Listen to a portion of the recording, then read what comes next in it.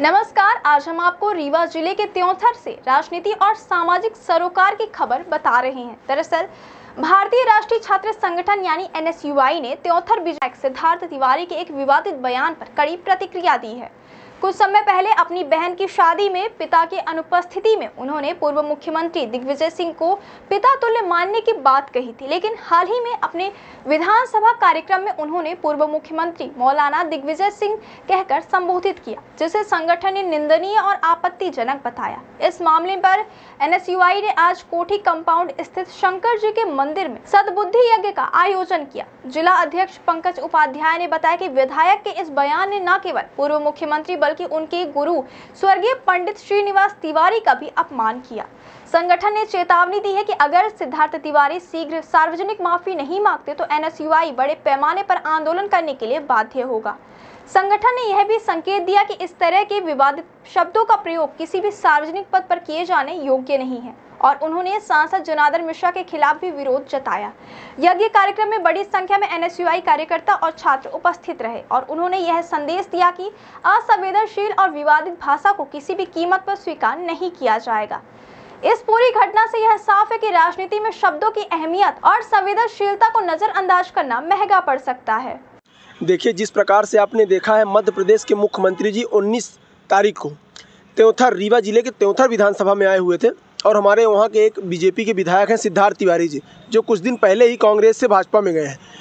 सबसे बड़ा मामला ये रहा कि जिस प्रकार से उन्होंने हमारे कांग्रेस के नेता, वरिष्ठ नेता पूर्व मुख्यमंत्री दिग्विजय सिंह जी के ऊपर उन्होंने अभद्र टिप्पणी का प्रयोग किया और मौलाना जैसे शब्दों का प्रयोग किया कि वो मौलाना दिग्विजय सिंह, वो ये शायद भूल गए कि दिग्विजय सिंह जी श्रीनिवास तिवारी जी को अपना गुरु मानते थे, सदैव उनको पूजे हैं वो, और सदैव जब भी उन्होंने आया है तो उनके चरणों का आशीर्वाद लिया।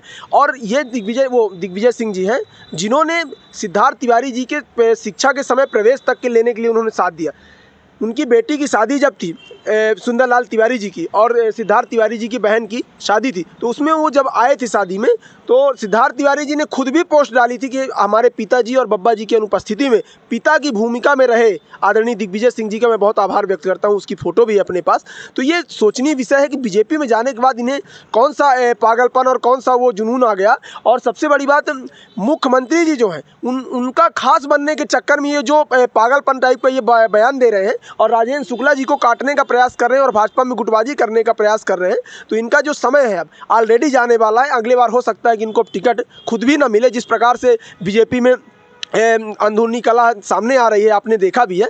ये सिद्धार्थ तिवारी जी को सोचना चाहिए। और जिस प्रकार से उन्होंने बयान दिया है हमारे नेता के ऊपर, आज अगर सबसे ज़्यादा कोई दुखी होगा तो हमारे नेता रहे पंडित श्रीयुत श्रीनिवास तिवारी जी की आत्मा होगी। जिस प्रकार से उन्होंने दिग्विजय सिंह जी के ऊपर टिप्पणी की है, दिग्विजय सिंह जी ने सदैव श्रीनिवास तिवारी जी की पूजा की है और सदैव उनके मार्गदर्शन में चला है। तो हमारे नेता दिग्विजय सिंह के ऊपर जिस प्रकार से टिप्पणी हुई है, उसी को लेकर आज हम सब ने कोठी कंपाउंड स्थित शंकर जी के मंदिर में सद्बुद्धि यज्ञ किया है कि भगवान उनको सद्बुद्धि दे। आखिर किस प्रकार का उनके ऊपर जुनून आ गया है, क्यों भूल गए कि दिग्विजय सिंह जी वही नेता हैं जब आप पढ़ाई करके आए थे तब आपको सांसदी की टिकट दे दिए थे। एक आम कार्यकर्ता थे आप उस समय पे, कोई नहीं जानता था आपको सिद्धार्थ तिवारी जी कौन है। तो इनको भूलना नहीं चाहिए। सुंदरलाल तिवारी जी रहे हैं हमारे नेता, पंडित श्रीनिवास तिवारी जी रहे हैं, सदैव उन्होंने कांग्रेस के लिए भला किया और कभी भी ऐसे अनलगर बातों का प्रयोग नहीं किया। जनार्दन मिश्रा जी हैं, वो कहते हैं उड़ने का काम करेंगे। ऐसा सांसद, मतलब सोचनीय विषय है कि सरकारी कर्मचारी में और सांसद में क्या फ़र्क है।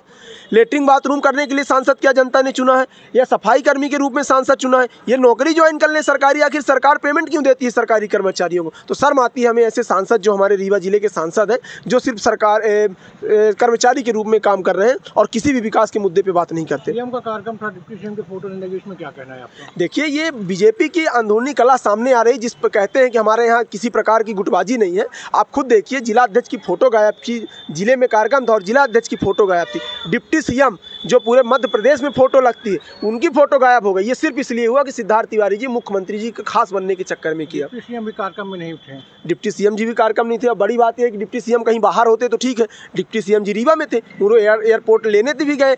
सोचनीय विषय है कि जिस प्रकार से सिद्धार्थ तिवारी जी ने भाजपा में अंदरूनी कला सामने ला रहे हैं, निश्चित रूप से इनका समय और जिस प्रकार से वरिष्ठ नेताओं पर वो कर रहे हैं। ये गुटबाजी का नतीजा अब क्या होगा? गुटबाजी का नतीजा निश्चित रूप से इस बार आने वाला जो चुनाव है 2028 में, इनको देखना पड़ेगा। सिद्धार्थ तिवारी जी को तो व्यक्तिगत देखना पड़ेगा। जिस प्रकार से उन्होंने श्रीनिवास तिवारी जी के ऊपर टिप्पणी किया, मतलब सोचिए, श्रीनिवास तिवारी जी को भाजपा तक कहती है कि विकास पुरुष थे, और ये कांग्रेस जो अभी भाजपा से 10 दिन पहले गए हुए बोलते हैं 2003 में क्या था।